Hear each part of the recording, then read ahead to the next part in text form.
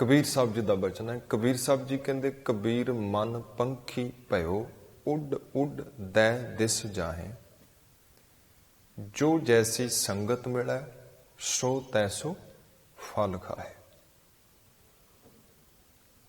Einstein के जीवन की एक घटना है, मैं पढ़ी सी ते मैं तुहानूं सरवण करवा दिंदा। जिहड़ा आइंस्टाइन का ड्राइवर सी ना, उन्हें एक दिन आइंस्टाइन नूं इह गल कही, कहंदा कि जनाब तुहाडे जिन्ने भी भाषण होए वो सारे मैं सुने ने, और एक एक मैनू याद है। जो जो तुसी सभावां दे विच बोलिया वो मैनू चंगी तरह याद है। ये सुन के वो बड़ा हैरान होया। आइंस्टाइन कर लगा भी चलो जेकर ये गल है ना, तो फिर जिथे कल मैं बोलन जा रहा ना, उतों के प्रबंधकों ने मैनू देखा नहीं, कल तू उत्थे बोल ते मैं तेरा ड्राइवर बनाऊंगा। कहंदा गल हो गई, कहंदा ठीक है जी। हुण आइंस्टाइन का ड्राइवर बोलदा है स्टेज ते जदों बोलदा है ते जिहड़े सुन रहे हुंदे ने वो तालियां मारदे ने, वाह कमाल, बहुत वधिया, कमाल कर दित्ती।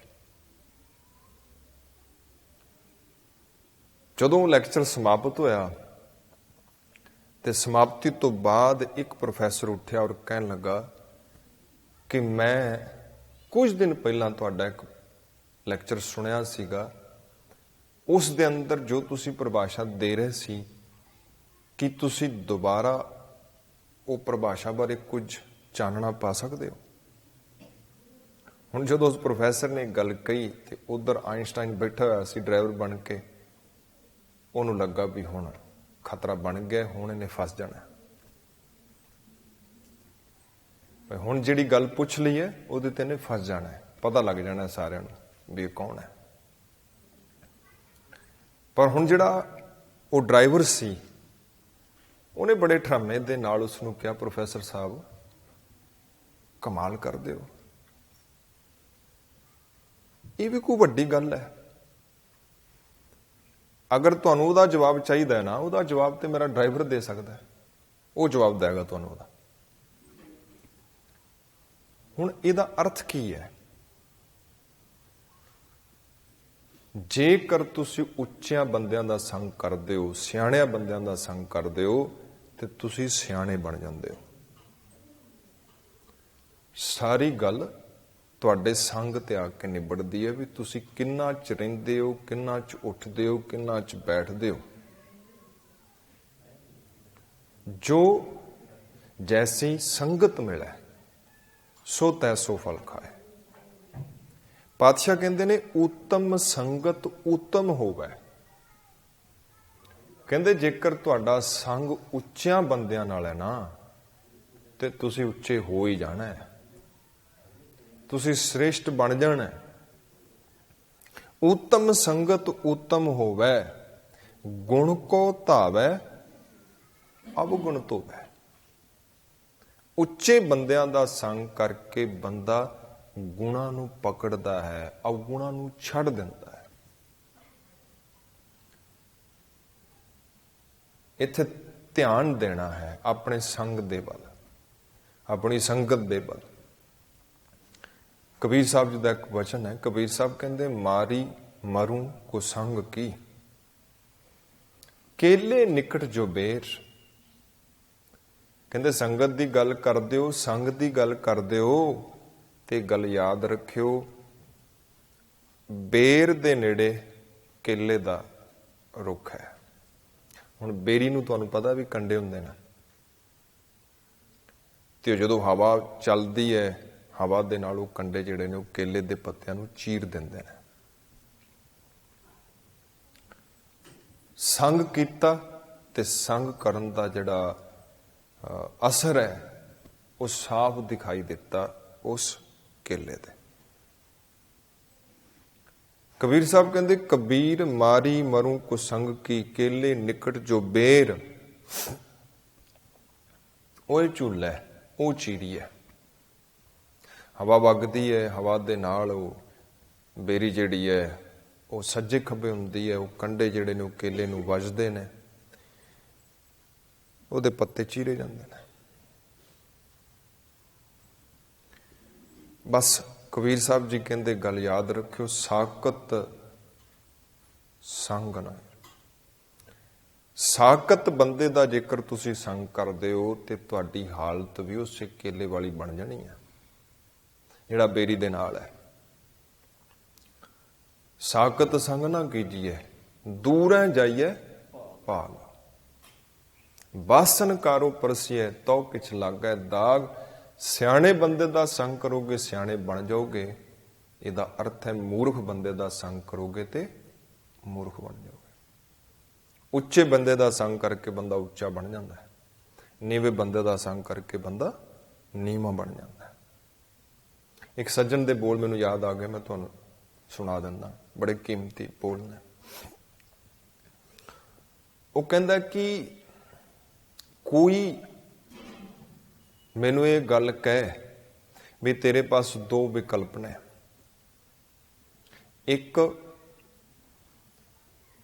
ਇੱਕ ਜੰਗਲ ਹੈ ਜਿਹੜਾ ਸ਼ੇਰਾਂ ਨਾਲ ਭਰਿਆ ਹੋਇਆ ਹੈ, ਖੂੰਖਾਰ ਸ਼ੇਰ ਨੇ,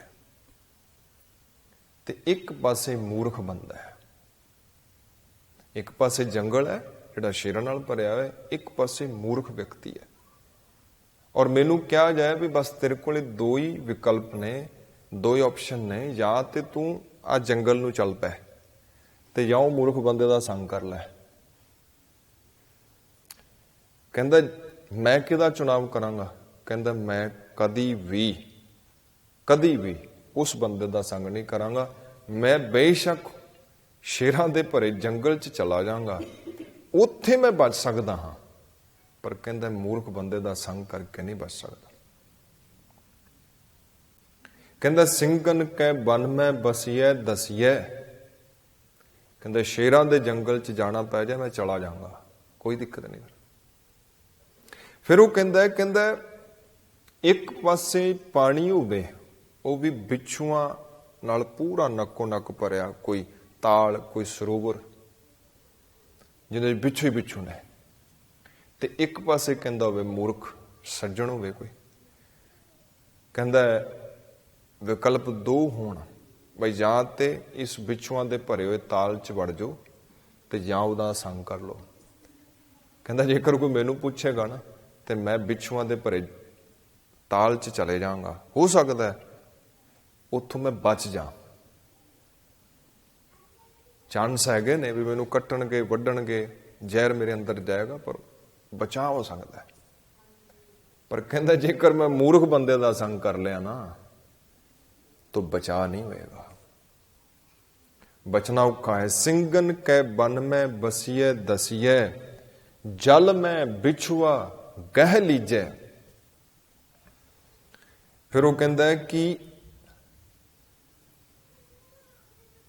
ਕੋਈ ਇਹ ਤੁਹਾਨੂੰ ਕਹੇ ਵੀ ਤੁਹਾਡੇ ਕੋਲ ਦੋ ਵਿਕਲਪ ਨੇ, ਇੱਕ ਸੱਪ ਦੇ ਮੂੰਹ 'ਚ ਉਂਗਲੀ ਦੇ ਦਿਓ ਜਾਂ ਸਾਕਤ ਦਾ ਸੰਗ ਕਰ ਲਓ। ਕਹਿੰਦਾ ਮੈਂ ਤੇ ਇਹ ਕਹਾਂਗਾ ਵੀ ਸੱਪ ਦੇ ਮੂੰਹ 'ਚ ਉਂਗਲੀ ਦੇ ਦਿਓ, ਬਚ ਜਾਓਗੇ, ਹੋ ਸਕਦਾ ਬਚ ਜਾਓ, ਪਰ ਕਹਿੰਦਾ ਮੂਰਖ ਬੰਦੇ ਦਾ ਸੰਗ ਕਰਕੇ ਤੁਸੀਂ ਕਦਾਚਿਤ ਵੀ ਬਚ ਨਹੀਂ ਪਾਓਗੇ। ਕਹਿੰਦਾ ਕਾਨ ਖਜੂਰਾ ਕਾਨ ਮੈਂ ਪ੍ਰਵੇਸ਼ ਕਰਾਏ ਕੈ, ਅਰ ਸਾਪ ਕੈ ਮੁਖ ਮੈਂ ਅੰਗੁਰੀ ਦੀਜੈ। ਕਹਿੰਦਾ ਜੇਕਰ ਕੰਨ ਖਜੂਰਾ ਪ੍ਰਵੇਸ਼ ਕਰ ਜਾਏ ਤੁਹਾਡੇ ਕੰਨ 'ਚ, ਹੋ ਸਕਦਾ ਬਚਾਅ ਹੋ ਜਾਏ, ਪਰ ਮੂਰਖ ਦਾ ਸੰਗ ਕਰਕੇ ਕਦੀ ਬਚਾਅ ਨਹੀਂ ਹੋ ਸਕਦਾ। ਗਿਰਤੇ ਗਿਰੀਏ ਬਿਜਤੇ ਮਰੀਏ। ਕਹਿੰਦਾ ਇੱਕ ਪਾਸੇ ਪਹਾੜ ਉੱਚਾ ਹੋਵੇ ਔਰ ਇੱਕ ਪਾਸੇ ਮੂਰਖ ਹੋਵੇ ਤੇ ਦੋ ਹੀ ਵਿਕਲਪ ਤੁਹਾਡੇ ਕੋਲ ਹੋਣ, ਜਾਂ ਤੇ ਪਹਾੜ ਤੋਂ ਥੱਲੇ ਛਾਲ ਮਾਰ ਜਾਂ ਇਹਦਾ ਸੰਗ ਕਰ। ਤੋ ਕਹਿੰਦਾ ਮੈਂ ਤੇ ਹੀ ਕਹਾਂਗਾ ਵੀ ਪਹਾੜ ਤੋਂ ਥੱਲੇ ਛਾਲ ਮਾਰ ਦਿਓ, ਲੱਤ ਬਾਂਹ ਟੁੱਟੇਗੀ, ਬਚਾਅ ਹੋ ਸਕਦਾ ਹੈ, ਜਾਨ ਵੀ ਜਾ ਸਕਦੀ ਹੈ। ਪਰ ਕਹਿੰਦਾ ਮੈਂ ਫਿਰ ਵੀ ਇਹ ਗੱਲ ਕਹਾਂਗਾ ਬਈ ਮੂਰਖ ਦਾ ਸੰਗ ਨਾ ਕਰਿਆ ਜਾਏ। ਕਿਉਂ? ਕਿਉਂਕਿ ਤੁਹਾਨੂੰ ਆਪਣੇ ਵਰਗਾ ਬਣਾ ਲਏਗਾ। ਗਿਰਤੇ ਗਿਰੀਏ ਬਿਜ ਤੇ ਮਰੀਏ, ਅਰ ਆਕੀ ਕੇ ਘਾਉ ਅਨੇਕ ਸਹੀਜੈ। ਕਹਿੰਦਾ ਦੁਸ਼ਮਣ ਦੇ, ਉਹ ਦੁਸ਼ਮਣ ਜਿਹੜਾ ਤੁਹਾਡਾ ਜਾਨੀ ਵੈਰੀ ਹੈ, ਉਹ ਇੱਕ ਪਾਸੇ ਮੂਰਖ ਹੋਵੇ, ਸਾਕਤ ਹੋਵੇ। ਕਹਿੰਦੇ ਤੁਸੀਂ ਦੁਸ਼ਮਣ ਦੇ ਵਾਲੇ ਪਾਸੇ ਚਲੇ ਜਾਓ। ਹੋ ਸਕਦਾ ਤੁਹਾਨੂੰ ਬੜਾ ਦੁਖੀ ਕਰੇ, ਪਰੇਸ਼ਾਨ ਕਰੇ, ਤੁਹਾਡੇ ਤੇ ਤਸ਼ੱਦਦ ਕਰੇ, ਪਰ ਕਹਿੰਦਾ ਭੁੱਲ ਕੇ ਵੀ ਸਾਕਤ ਮੂਰਖ ਬੰਦੇ ਦਾ ਸੰਗ ਨਾਲ ਏਤੇ ਤੋਂ ਕਸ਼ਟ ਅਨੰਤ ਸਹੇ। ਕਹਿੰਦੇ ਸਾਰੇ ਕਸ਼ਟ ਸਹਿ ਲੋ, ਕੋਈ ਦਿੱਕਤ ਨਹੀਂ। ਏਤੇ ਤੋਂ ਕਸ਼ਟ ਅਨੰਤ ਸਹੋ, ਪਰ ਮੂਰਖ ਮੀਤ ਕੋ ਸੰਗ ਨਾ ਕੀਜੈ। ਕਹਿੰਦਾ ਮੂਰਖ ਮਿੱਤਰ ਦਾ ਸੰਗ ਨਾ ਕਰ ਲਿਆ ਜੇ। ਸਾਕਤ ਸੰਗ ਨਾ ਕੀਜੀਏ, ਦੂਰੈ ਜਾਈਏ ਭਾਗ, ਬਾਸਨ ਕਰੋ ਪਰਸੀਏ ਤੋ ਕਿਛ ਲਾਗੈ ਦਾਗ। ਉੱਤਮ ਸੰਗਤ ਉੱਤਮ ਹੋਵੇ, ਉੱਚੀ ਸੰਗਤ ਕਰਕੇ ਗੁਰਮੁਖੋ ਬੰਦਾ ਉੱਚਾ ਹੋ ਜਾਂਦਾ ਹੈ। ਚੰਗੀ ਸੰਗਤ ਕਰਕੇ ਬੰਦਾ ਚੰਗਾ ਬਣ ਜਾਂਦਾ ਹੈ। ਇਹ ਸੰਗਤ ਦਾ ਪ੍ਰਭਾਵ ਹੈ। ਭਾਈ ਸਾਹਿਬ ਗੁਰਦਾਸ ਜੀ ਦੇ ਬਚਨ। ਭਾਈ ਸਾਹਿਬ ਜੀ ਕਹਿੰਦੇ ਹਵਾ ਆਉਂਦੀ ਹੈ ਤੇ ਆਪਣੇ ਨਾਲ ਬਦਲਾਂ ਨੂੰ ਲੈ ਕੇ ਆਉਂਦੀ ਹੈ, ਮੀਂਹ ਵਰਦਾ ਹੈ। ਕਹਿੰਦੇ ਉਹੀ ਹਵਾ ਹੈ, ਦਿਸ਼ਾ ਬਦਲ ਲੈਂਦੀ ਹੈ ਤੇ ਵਰਦੇ ਹੋਏ ਬਦਲਾਂ ਨੂੰ ਵੀ ਆਪਣੇ ਨਾਲ ਲੈ ਕੇ ਚਲੀ ਜਾਂਦੀ ਹੈ। ਇਹ ਕੱਗ ਹੈ ਜਿਹੜੀ ਤੁਹਾਡੇ ਘਰ ਦਾ, ਰਸੋਈ 'ਚ ਤੁਹਾਡੇ ਪ੍ਰਸ਼ਾਦੇ, ਤੁਹਾਡੇ ਭੋਜਨ ਨੂੰ ਤਿਆਰ ਕਰਦੀ ਹੈ, ਤੁਹਾਨੂੰ ਜੀਵਨ ਦਿੰਦੀ ਹੈ। ਪਰ ਇੱਕ ਅੱਗ ਐਸੀ ਵੀ ਹੈ ਜਿਹੜੀ ਥੋੜੀ ਜੀ, ਹਲਕੀ ਜੀ ਸੀਮਾ ਤੋਂ ਬਾਹਰ ਹੋ ਗਈ ਤੇ ਕਈਆਂ ਦੇ ਕਈ ਘਰ ਸਾੜ ਕੇ ਸੁਆਹ ਕਰ ਦਿੰਦੀ ਹੈ। ਕਈ ਏਕੜ ਫਸਲ ਤਬਾਹ ਕਰ ਦਿੰਦੀ ਹੈ। ਅੱਗ ਜੀਵਨ ਦਿੰਦੀ ਵੀ ਹੈ, ਜੀਵਨ ਲੈ ਵੀ ਲੈਂਦੀ ਹੈ। ਇੱਕ ਪਾਣੀ ਹੈ ਜਿਹਨੂੰ ਪੀ ਕੇ ਤੁਹਾਨੂੰ ਜੀਵਨ ਮਿਲਦਾ ਹੈ, ਇੱਕ ਪਾਣੀ ਹੈ ਜਿਹਨੂੰ ਪੀ ਕੇ ਤੁਹਾਡੀ ਤਬੀਅਤ ਖਰਾਬ ਹੋ ਜਾਂਦੀ ਹੈ। ਪਾਣੀ ਰਾਸ ਨਹੀਂ ਆਇਆ, ਡਾਕਟਰ ਕਹਿੰਦਾ ਉਹ ਤੁਹਾਡੀ ਜਾਨ ਤੇ ਬਣ ਜਾਂਦੀ ਹੈ। ਇਸੇ ਤਰ੍ਹਾਂ ਭਾਈ ਸਾਹਿਬ ਜੀ ਕਹਿੰਦੇ ਕਾਹੂ ਕੀ ਸੰਗਤ ਮਿਲ ਜੀਵਨ ਮੁਕਤ ਹੋਤ, ਕਾਹੂ ਕੀ ਸੰਗਤ ਮਿਲ ਜੰਮਪੁਰ ਜਾਤ ਹੈ। ਭਾਈ ਸਾਹਿਬ ਜੀ ਕਹਿੰਦੇ ਇੱਕ ਸੰਗਤ ਐਸੀ ਹੈ, ਕਾਹੂ ਪਵਨ ਗਵਨ ਕੇ ਬਰਖਾ ਹੋ, ਤੇ ਇੱਕ ਪੌਣ ਐਸੀ ਹੈ ਜਿਹੜੀ ਵਰਖਾ ਲੈ ਆਉਂਦੀ ਹੈ, ਪਰ ਇੱਕ ਐਸੀ ਵੀ ਜਿਹੜੀ ਉਡਾ ਕੇ ਲੈ ਜਾਂਦੀ ਹੈ। ਕਾਹੂ ਜਲ ਪਾਨ ਕੀ ਰਹਿਤ ਅਰੋਗ ਦੇਹੀ, ਕਾਹੂ ਜਲ ਪਾਨ ਕੀ ਬਿਰਥਾ ਬਲਾਤ ਹੈ। ਇੱਕ ਪਾਣੀ ਐਸਾ ਹੈ ਜੋ ਤੁਹਾਨੂੰ ਜੀਵਨ ਦਿੰਦਾ ਹੈ, ਇੱਕ ਪਾਣੀ ਐਸਾ ਜਿਹੜਾ ਤੁਹਾਡੇ ਤੋਂ ਜੀਵਨ ਖੋਹ ਵੀ ਲੈਂਦਾ ਹੈ। ਕਾਹੂ ਗ੍ਰਹਿ ਕੀ ਅਗਨ ਪਾਕ ਸਾਲ ਸਿੱਧ ਕਰੈ, ਕਾਹੂ ਗ੍ਰਹਿ ਕੀ ਅਗਨ ਭਵਨ ਜਰਾਤ ਹੈ। ਕਾਹੂ ਕੀ ਸੰਗਤ ਮਿਲ ਜੀਵਨ ਮੁਕਤ ਹੋਤ, ਕਾਹੂ ਕੀ ਸੰਗਤ ਮਿਲ ਜੰਮਪੁਰ ਜਾਤ ਹੈ।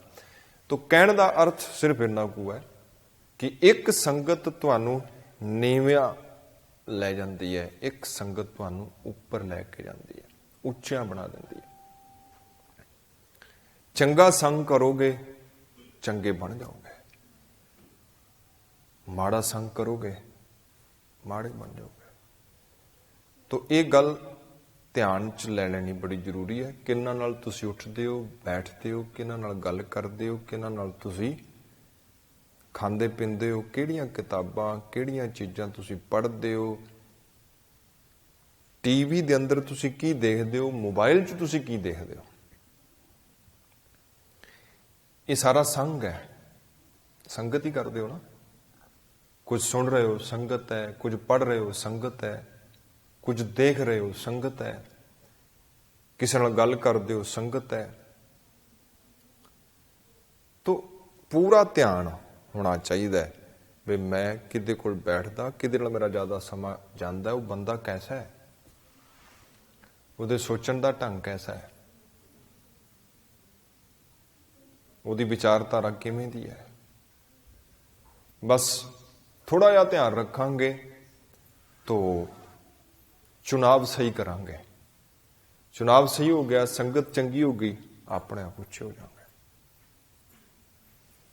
ਚੁਣਾਵ ਗਲਤ ਹੋ ਗਿਆ, ਸੰਗਤ ਗਲਤ ਹੋ ਗਈ, ਸਾਰੇ ਰਾਹ ਬੰਦ ਹੋ ਜਾਂਦੇ ਨੇ,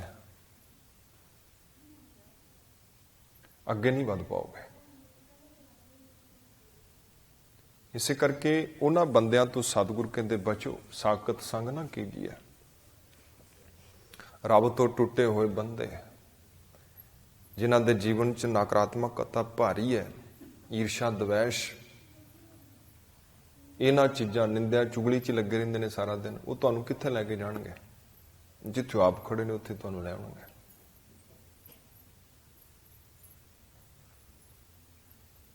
ਜੋ ਜੈਸੀ ਸੰਗਤ ਮਿਲੇ ਸੋ ਤੈਸੋ ਫਲ ਖਾਹੇ।